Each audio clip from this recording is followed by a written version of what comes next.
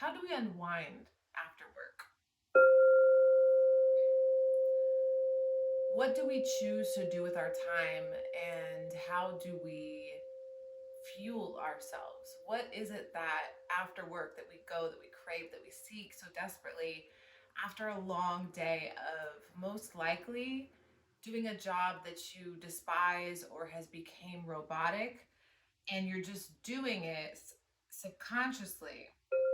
You're not very consciously actively engaged into your work anymore. Because what a lot of us do is we spend more time in situations than actually deserves our attention. Move, girl. Here. Come. Stay. She's very intrigued by this amazing high frequency sound bowl here. Leave it. We are so disconnected from time because we're living in what? What are we living? We're not living in the moment. We're living in the past. Most of us are living in the past or the future. We're not often actively present, meaning like, hello, eye to eye contact, I'm here. Let's passionately engage in a conversation. Let's passionately have a moment together. Most of us are subconsciously walking around programmed into many different versions of who we became, this filter, this projection. That's not who we truly are. And when we get home, what do? Do we consume or do we create? Do we choose our day, our time, our freedom? Or is our freedom chosen for us? Do we cook that home cooked meal that we've been trying to make, or spend time with our kids that we wished for while we were worked? Do we go to the gym? Do we actually work out? Do we drink more water? Do we eat more vegetables? Are we truly doing these things, or are we fantasizing? When we're at work and we're thinking,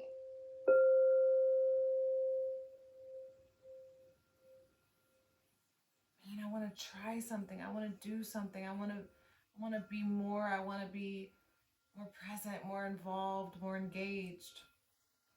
You know, we have this sadness, this disconnection from truth, from instinct, from who we are.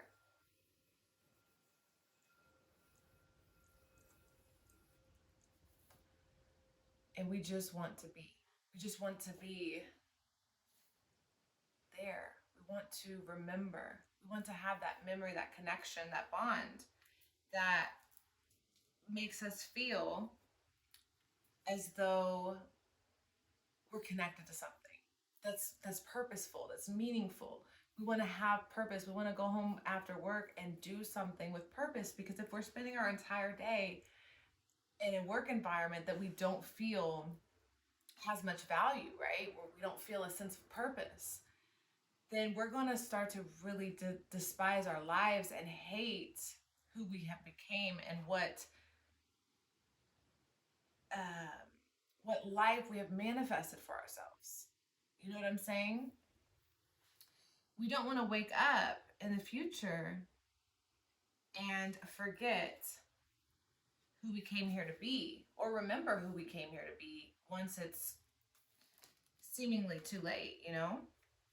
We want to enjoy our life. We came here to experience, not to just constantly consume. So this fantastical idea of meditating is, to many people,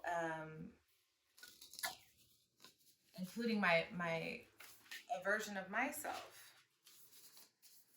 it's like, how do you meditate? How do you meditate? You know, how do I find this time, this clarity for myself? What do I, come girl, over here, come. How do I, go over here, stay. incorporate more into my life that are the things that I love? How do I surround myself with the things that I love? If I love to skate, if I love to, what does she have? Where did you get a sock? Give me a sock. Leave it. Good girl. Sorry.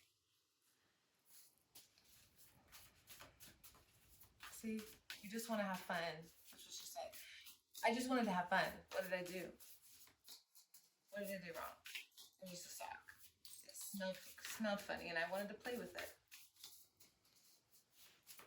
We want to surround ourselves with the things that we love. Imagine how a dog does. I mean, if I just let my dog do what she wanted, there would be ripped up blankets and toys everywhere in the house, poop and pee everywhere in the house, holes dug, scratches on doors. I mean, she would just destroy everything.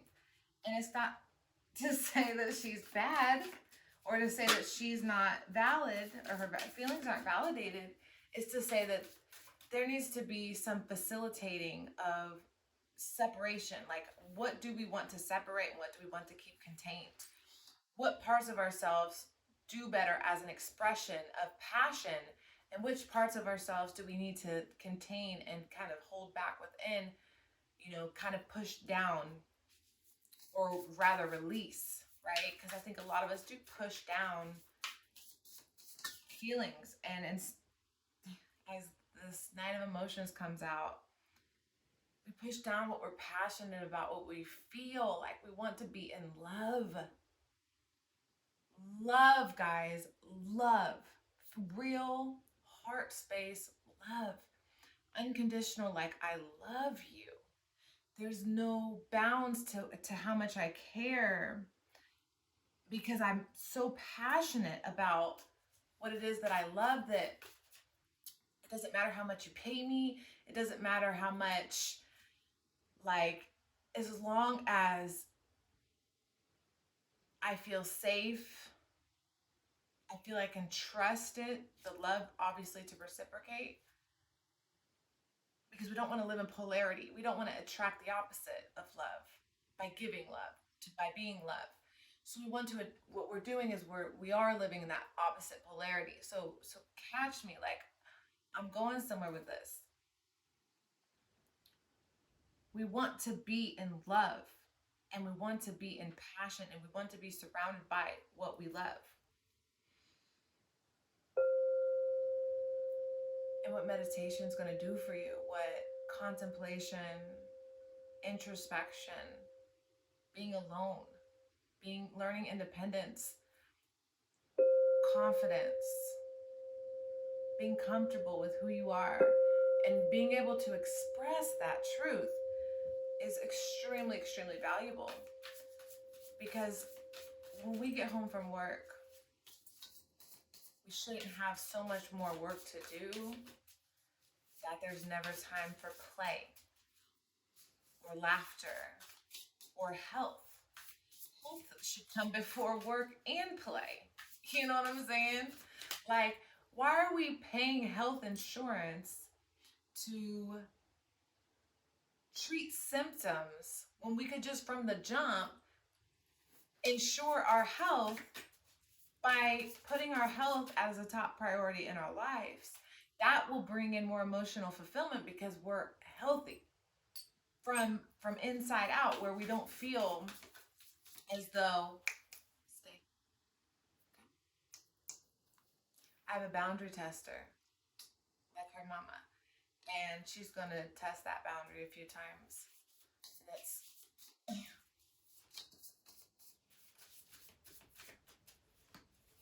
That's interesting. Four of Materials, holding on. This is about holding on to the way that we have perceived what it is that we possess. Because we can possess things, right? We can possess things. We can be possessive of our things.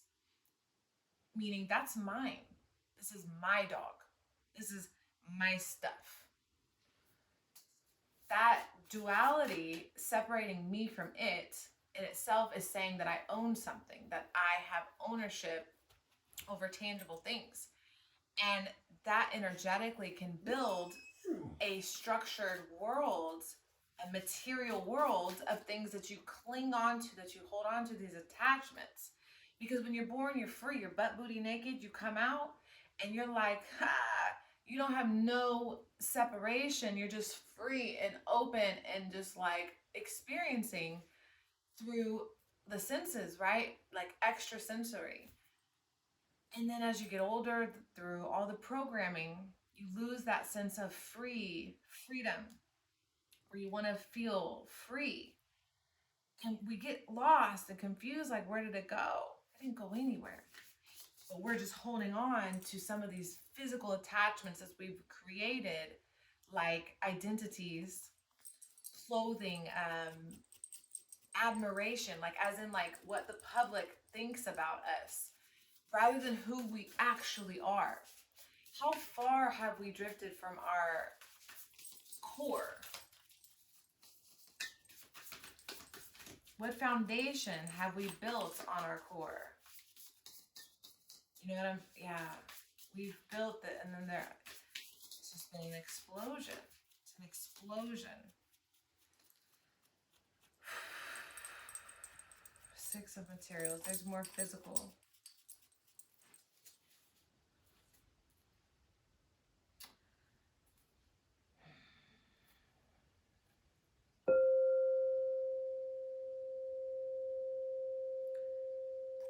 After work, I want to release.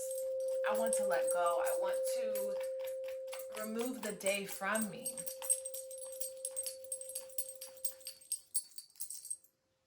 I want to feel like I have enough time to get to the things that I enjoy, that I love to do, including my health.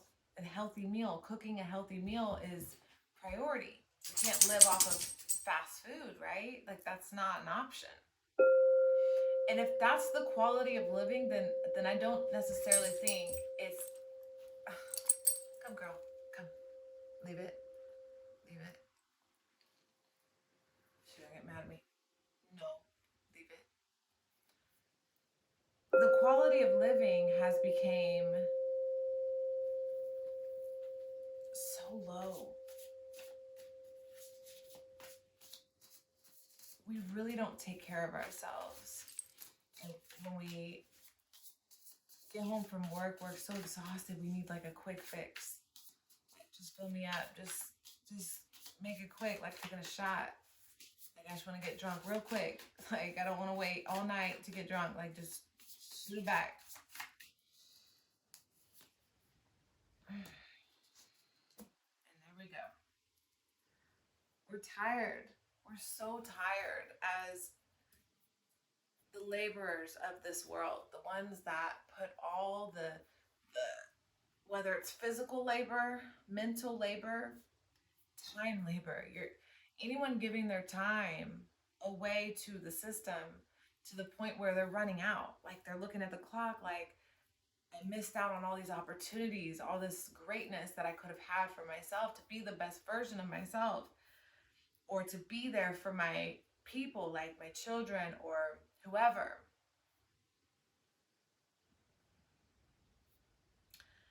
We are now at this turning point. Everything's changing. People are learning at an exponential speed and rate, and those that sit back and don't jump on this crazy train, I honestly don't know what's going to happen in that respect. I don't think that is for me to see. But I do think that learning a form of meditation is going to solidify a sense of peace. If you feel as though you're disconnected, maybe you don't know who you are, why you're here, what your purpose is, what are you passionate about, what do you enjoy doing, simple things we should learn as teenagers, as young kids. We should be very aware. We come into this world knowing what we want. Why do we get so confused by the time we're in our 20s? And it's not because we are naturally confused. It's because we're being forced into such a logical, linear way of thinking that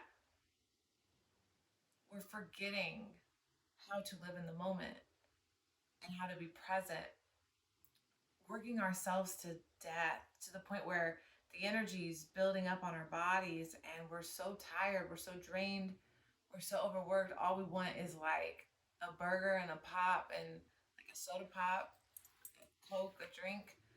We're wanting a big old juicy, greasy meal just to shove us down even more into physical, dense reality, because that's how we feel. We feel so heavy, we feel so dense, and we're trying to match that vibration. We're trying to get heavier, which is what creates obesity, which is what creates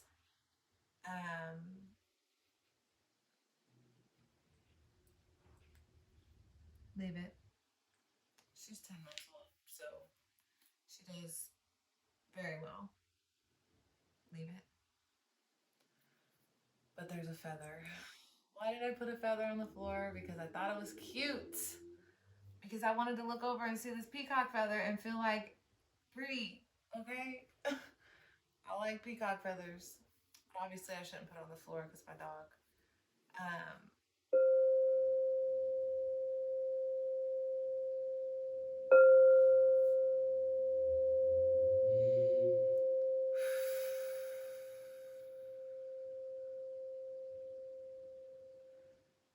Living in a heavy energy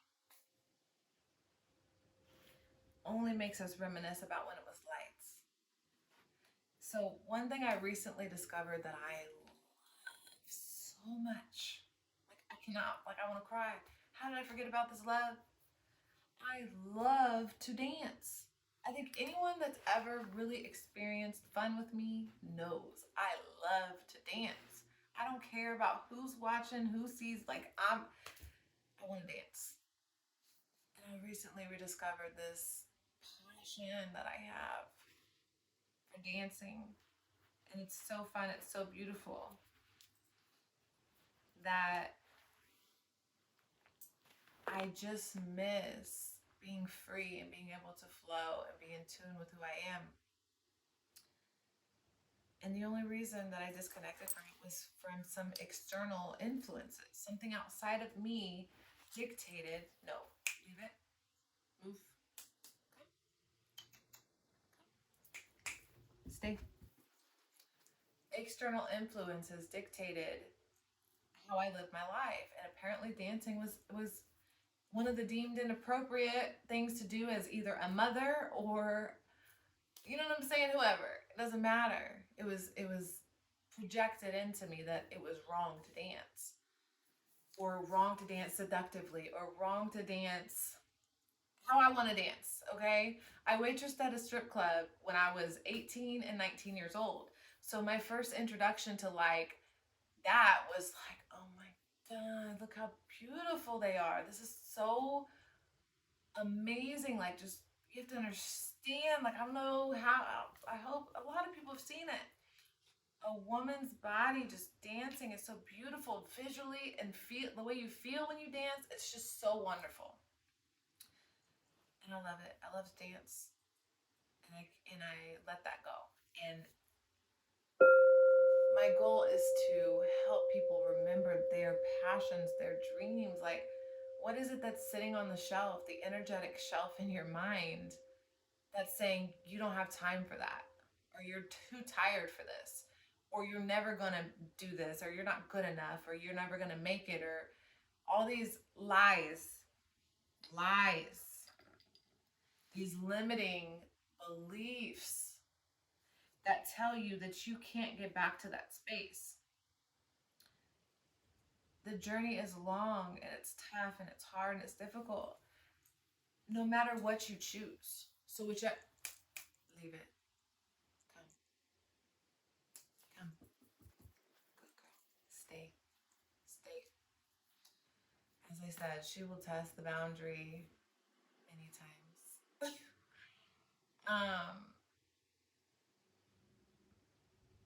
What you gotta say? Sit.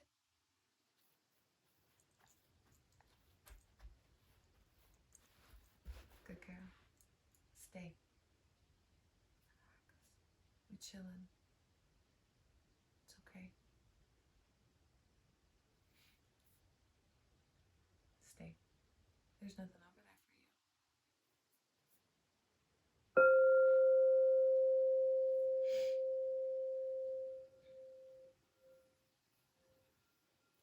The whole point of some of the silence in this video is to help you get comfortable with it. Something I've learned on this platform is people are afraid of silence, as if it's scary or something's going to jump out and get you. Same with the darkness, right? The darkness is just what's within inside of you. The light is on the outside because that's how we can perceive. And that's how we see in the light. I feel a lot of us perceive darkness and stillness and quiet as bad. Like, I personally see parents all the time. It's not they're not intentionally being cruel, but their little child may not be a big talker, and I relate so much. Like, what if I don't have anything to say to this stranger that's you're introducing me to, parent? Maybe I'm observing my reality. Maybe I'm like what I've always observed is there would be a little baby, anywhere from like 3 to 5 years old, and they're very aware and conscious and tapped into their now, their moment. They're activated. And a parent comes and says, hey, hey, Billy, pay attention. And then they'll say, tell Miss Jasmine or whoever what your name is, or how old you are, or whatever linear logical things we trained you to say in repetition school. Tell them how much you like your new shoes. Tell them about that new video game that we got. Tell them about Santa Claus. We asked the 3 to 5-year-old who's developing at a speed of like whoa-ness to be pulled from their now moment where they are ruler and king and or queen of their reality, where they can create and use their imagination to flow through the feelings and the senses that they're experiencing. We take them from that genius sensory moment and we pull them into ours. We're like, and then they have to remember, oh yeah, my name's Billy. I'm 5. I'm this many. And I go to this school. And I have a brother and a sister. Like, what is that? If the kid, and then sometimes the kid goes like this. They're like, Billy, tell them, Billy's in Billy's imagination, just like alive and awake. The parent forces them to interact with the stranger, the person that they may not energetically vibe with yet. Maybe they are feeling and sensing a vibration that's new and overwhelming, which is why they're perceived, like they're just trying to get at like what's going on. You know what I'm saying? Like, it's a lot. And that parent sometimes with the slower, more pressured kids that don't have a lot to say because they feel and think so much, that kid's like, I'm Billy. Or they don't even say it. Like, there are literally situations where kids just are so intimidated by this dominating left brain society, when we should be teaching them how to balance the two rather than enforcing one and turning off the other.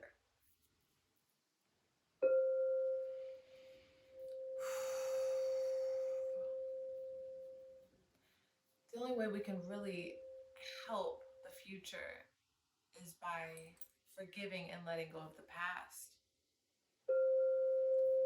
And we can welcome in the future by living in the new moments that we wish to see in our future. That's how we bring in the future we want is when we get home from work every day,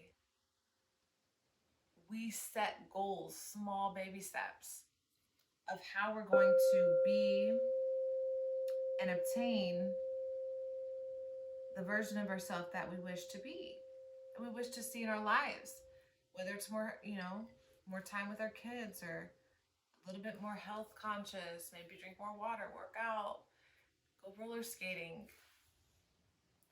There's so many things that we want to do and we can only decide right now. That's every decision we make, every past decision that you have made, that you have experienced, every past moment that you experienced was some sort of choice that you made to exist, co-experience, or be involved in energetically. So now it's about making more conscious decisions for the future. How do you want your future to look, and what does it look like to get there? Meditation is going to be a key factor in clarity, having the high vantage point, being able to see into the future, like on a cliff, looking down at the whole pasture, the whole way that you wouldn't be able to see from just your two physical eyes. It's about activating your third eye, being able to see, being able to understand and empathize and have more senses that allow you to access more creativity, more fun, more enjoyment on a soul level, where you feel purpose and passion and drive and ambition and motivation to actually facilitate those things into the 3D.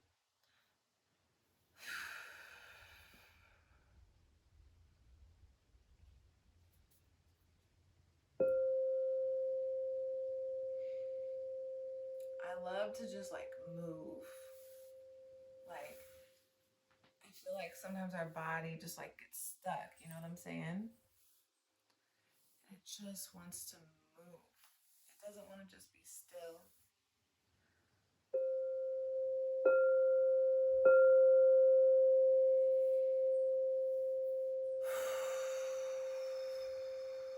Copy what I'm doing in your own way. I'm finding my center. I'm going inside. I'm going to my space where I am intuitively tapped in to access I want to say chi. I don't know if that's the exact term, but I'm seeing like an energy ball that's my energetic sphere to influence. I want to go in. I want to tap in. I want to be the driver. I don't want to constantly be pulled around and told where to go. I want to experience this life in its highest capacity for my purpose, my soul mission here. I want to help people. I want us to have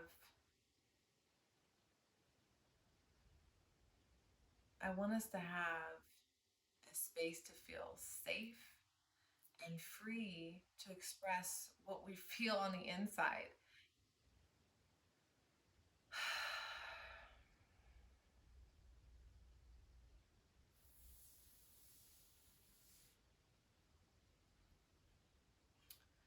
I want to give gratitude to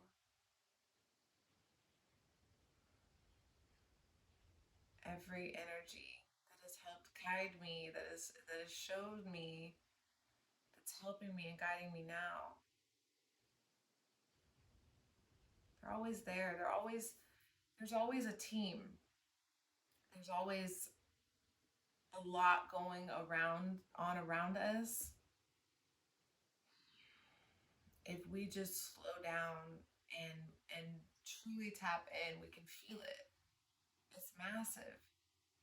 It's so massive. It's crazy that I can sit in this space physically, in this space, and I sense so more that's not physically here than I do that I can see with my own eyes, my physical eyes.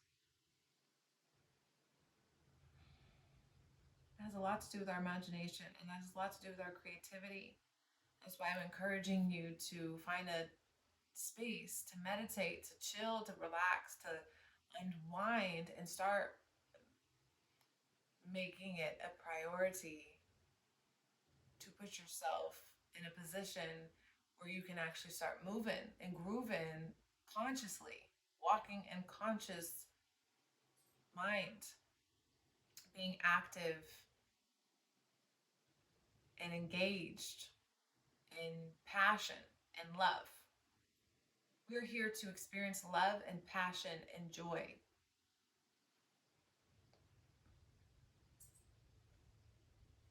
I'm going to end it there because I can keep going. I'm just going to take it everywhere.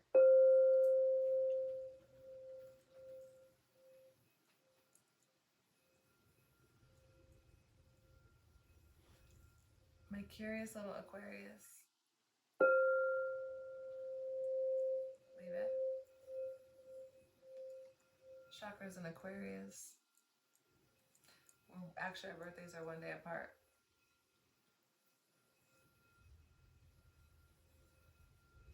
And I knew that after I got her. And after she called for me through a dream. She was born in February.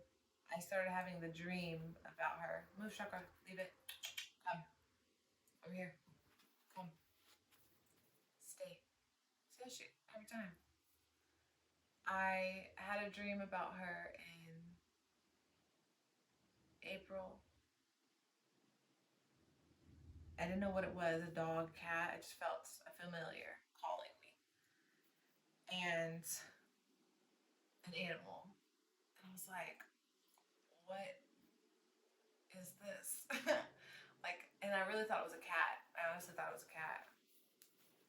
I didn't know, but anyways, I started looking for what was calling me. Energetically, I tried to search for the energetic signature. I was trying to find it. Like, okay, look on these pet websites. It must be an animal. You know what I'm saying? Like, I really felt it. So I do. I go online. I had nothing. Go online, go to bed, wake up next day. I spent, I don't know how many days, and I had her name picked out also before the dream and before, I actually got her. So I finally got on this website, this rescue shelter. Boom! I saw her face and I said, "That's her. That's her. That's the one." Like, I felt her. That was her. And I went up to the place, played with her in the room for a little bit. She was 2 months and 3 weeks or something. And I was in love. Take her paperwork, and she was born the day after my birthday. And on my birthday, it was really traumatic, really, really traumatic for me.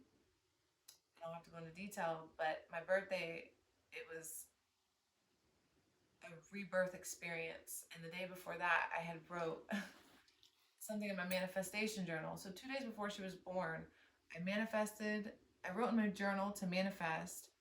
The next day, I had a horrible day on my birthday, and then the next day she was born. And then in less than 3 months, she kind of called to me. And ever since, she's been an absolute lifesaver. So as my familiar and my emotional support, so I just have to add that in there. I don't know if honestly, emotionally, I could have got through this year without She Baby Girl. Okay. Thank you so much for watching. I really appreciate it. And I'll see you